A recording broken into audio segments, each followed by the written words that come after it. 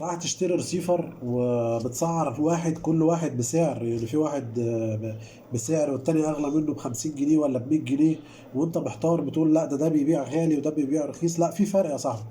الفرق بين الرسيفر، في رسيفر، الرسيفرات الصغيره في حاجه اسمها بورده كبيره، وفي حاجه اسمها بورده صغيره. البورده الصغيره ده ارخص من البورده الكبيره، بس انت لو هتشتري اشتري البورده الكبيره. يعني في واحد بيبيع رسيفر ما بيجيبش البورده الصغيره. انا بالنسبه لي انا ما بدخلش بورده صغيره المحل عندي. اما بحب ببيع رسيفر بورده كبيره، بيبقى اغلى عن البورده الصغيره بحاجات بسعر بسيط. يعني ممكن يوصل 70 80 جنيه او 100 جنيه فرق بينه وبين البورده الصغيره. بس انا بقول لك البورده الكبيره افضل. ليه؟ انت بتشتري نفسك وبتشتري رسيفر. انا بكلمك عن الرسيفرات العاديه، رسيفر هتشغله عادي، مش عليه نت، مش عليه اي حاجه. ادي الرسيفرات، ده رسيفر اللي تحت وده رسيفر. لو خدت بالك بص، لو جبناهم فوق بعض الصاموله، شايف اللي تحت ده بورده كبيره، شايف صاموله الدش فين ومكان الادابتور فين؟ ده في الاول والناحيه في الاول التاني. يعني ده في اول الريسيفر من ناحيه، ومكان الترانس في الاول من الناحيه التانيه. بص بقى البورده الصغيره، شايف في مسافه قد ايه؟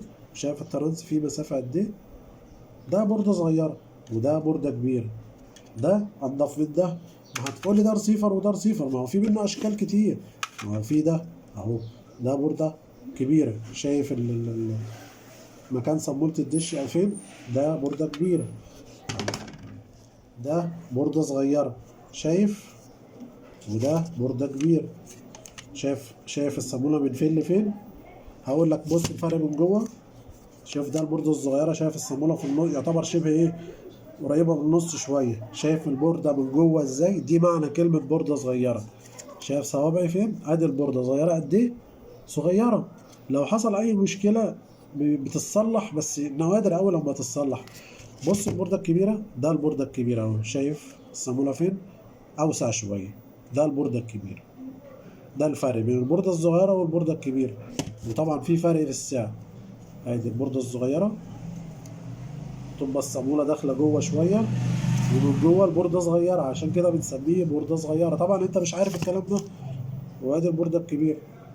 فاحنا بنقول الافضل البوردة الكبيرة مش البوردة الصغيرة، عشان البوردة الصغيرة بتبوظ بسرعة. برضه البوردة الكبيرة بتبوظ لو انت بتعملها وحش، لو بتسيب الفيشة بتاعت الريسيفر في الكهرباء على طول، وبتطفي التلفزيون بس وما تطفيش الريسيفر بالريموت، انت كده بتبوظ الريسيفر. ولا بوردة صغيرة هيستحملك ولا بوردة كبيرة.